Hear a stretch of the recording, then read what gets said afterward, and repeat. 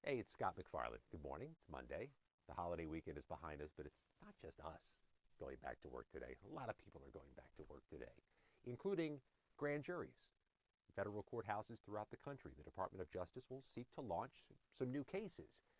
And it could be as early as tomorrow, this week, that we see a new grand jury in Alexandria, Virginia, in the Eastern District of Virginia, where a few weeks ago, grand juries indicted James Comey and Letitia James in a pair of cases that collapsed in a big failure for the Trump administration when a judge determined that the prosecutor who was face to face with those grand jurors was not lawfully appointed to her position. A couple open ended questions as the day begins.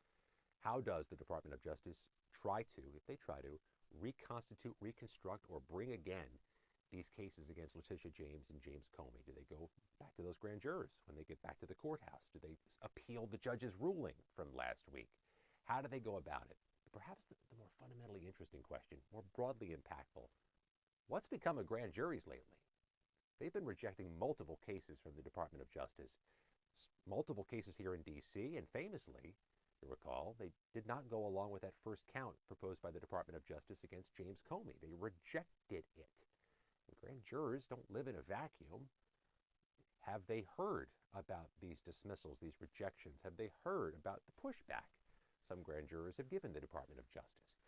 I've spoken to a number of former prosecutors, and current prosecutors, and former grand jurors who don't like the pejorative that a grand jury would indict a ham sandwich. Don't like that because it totally runs against the effort, planning, time, elbow grease that goes into securing a grand jury indictment by prosecutors.